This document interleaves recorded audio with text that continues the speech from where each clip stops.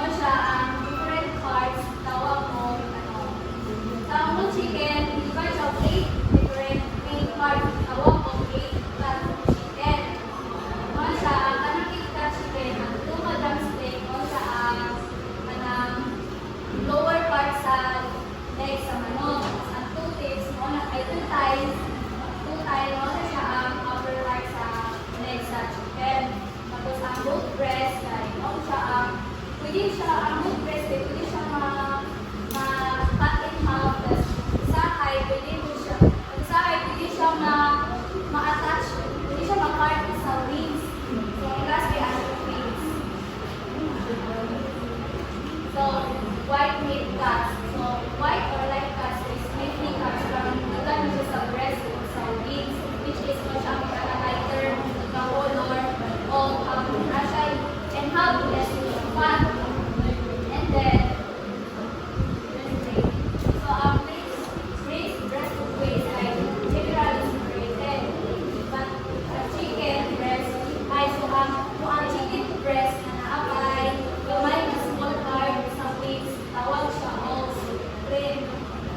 Wings can be divided. So ang wings can be divided into 3 parts. So ang winglet, ang winglet, winglet, and winglet. So ang winglet mo siya ang pinaka-pointed end sa wings. Kani siya ang pinagamyan sa pointed end siya kasi dara din siya, gamay din siya kung mag-ibrito din mo, mas speed din siya. Kani siya ang sa dara din ito ang mag-ikon sa sabaw, ang winglet. Sa kanang winglet, bawal siya ang tunga sa kuwan, sa wings. Winglet na siya tunga sa wings. And then, kasagaran din siya pinagamit sa kuwan, sa buffalo o sa steaks, sa winglet, ay mawala siya ang pinakaniwang sa wings. Ano siya, mura rin siya o kanang drums, mura ko rin siya o gamay ng drumstick na daghan sa ulod. Pwede ko rin siya i-fry, pwede ko siya i-hapon. So, dark meat cuts. So, dark meat cuts, protein cuts, ikan na dark meat cuts of protein, ikan siya sa legs, which can be broken into 2 parts, which is ang thigh and drumstick. But sa restaurant run, pwede siya kung ang magluto ang chef, pwede siya magluto ang chef, if like occasion, mga parties na luto siya special sa pusahe, which is tawag o balitin. It means kanang itawag boneless na chicken leg, boneless siya na chicken leg. Ay nagkasagalan na is boneless na chicken leg. Chicken legs are split at the meat joint, separate the teeth from the drumstick. So, drumstick, pwede siya maluto na ay bukog. While ang tips, pwede ko siya while ang thigh, pwede ko siya matanggalan o ganang bukog. Pwede siya parang bukog, pwede ko siya pwede siya parang panin. So, pwede din siya maluto. Still, we use in a variety of dishes. So, this size is I say, Western prices in our dishes.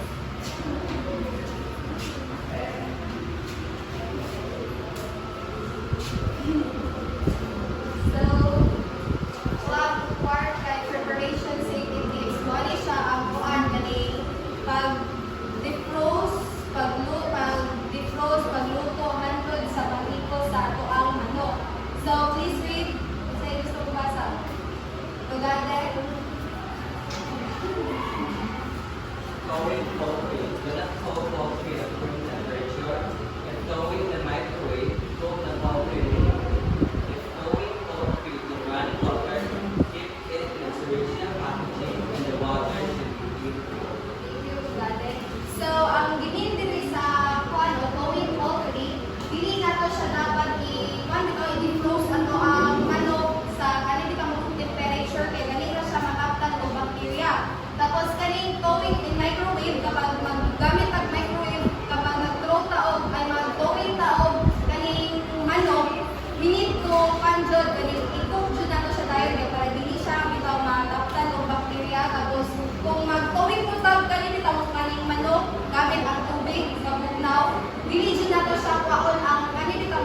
pag may palitag manok, naman na siya sa cellophane, nakaputos na siya.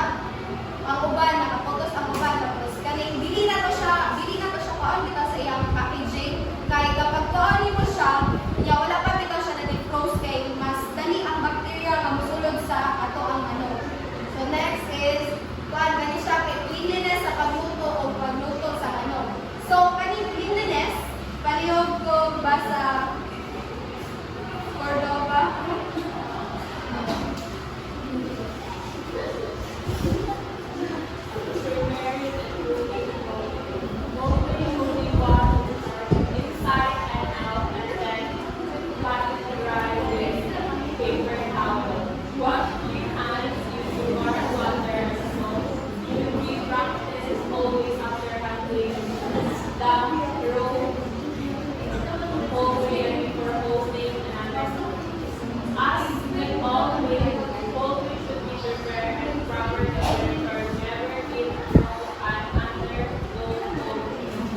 So, thank you. So, pag magluto tayo o poultry, dapat ato siya siya hugasan in and out. Tapos ato siyang kanan bitaw, ato siyang pahiran o paper towel. And next is kuan, before ta magluto sa itong manok, we need to wash our hands. Dapat clean sila to ang salt before ta mag-cook sa ito ang manok. Kay kuan mo maglamtan mo siya bacteria nga. Itarag hapoy mo ka, so itarag hapoy madaot ato ang health. Dapat ato pag before ta mag-cook sa atong manok, dapat atong hands clean na, like naka-kuan jud ta, prepare jud ta sa pagluto sa atong manok. Tapos dili dapat ta mo kaon og manok kung kanang ito undercook. Dapat mo kaon tag manok kanang luto jud. Dili ta mo kaon manok nga undercook kay mas makadaot na siya sa atong health. That's it. Next.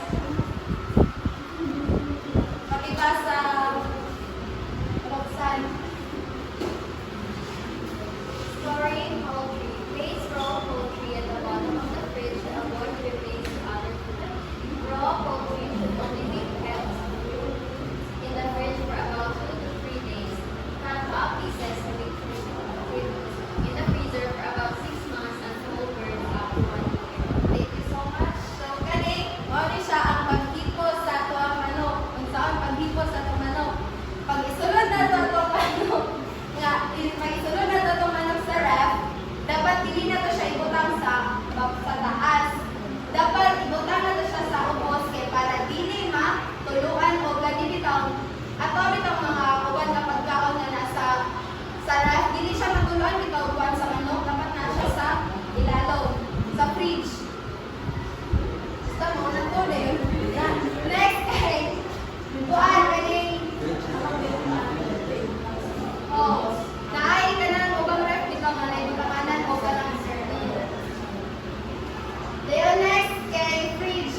Kaning ang atong manok kay makaning ibutang lang dyan ay kaning bitaw maagtan na siya pila ka adlaw sa ref o 2 to 3 days. Tapos naapon siya iba ka klase nga kanang bitaw pwede maagtan siya pila ka bulan or tuig nga mabutang sa ref. Duha ka klase nga manok. Ako sa kay kanang bitaw i-cut into pieces.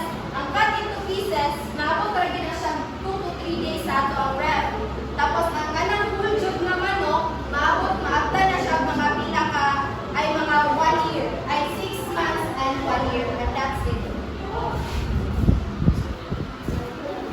The next one is preparation of poultry cooking. So preparation of poultry cooking means that getting the chicken or birds ready to cook. So the dial and ingredient.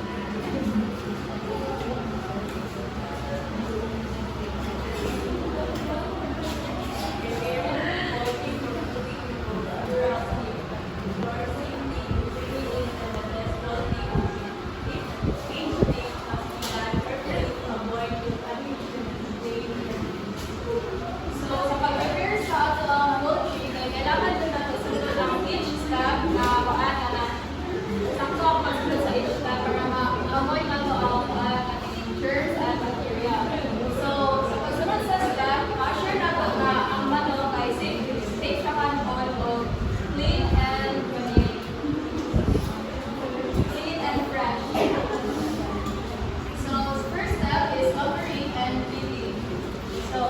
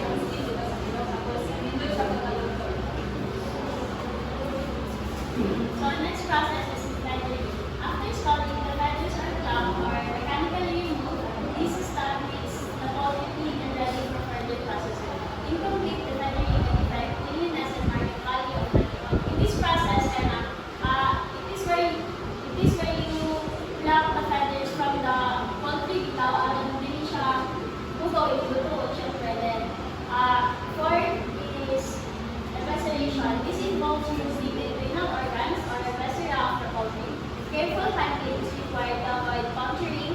The intestines are well gutted. In this process, man, imuhatang tama ang mga internal organs like ang lungs, kidney, heart, and liver. Next is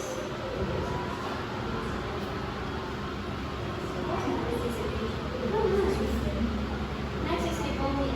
Deboning or cutting. The poultry is separated into different cuts or deboned depending on the dish it is prepared. This step provides versatility in cooking.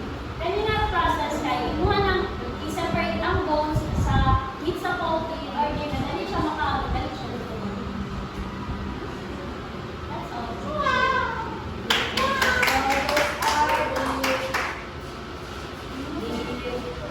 Different poultry na atong i-contribute atong usaon pag-process, usaon pag-cut, and usaon nato pag-pindog para dili tayo makontaminate ang ato ang foods, which is nato ang tinatawag nga poultry. So thank you guys for cooperating and thank you.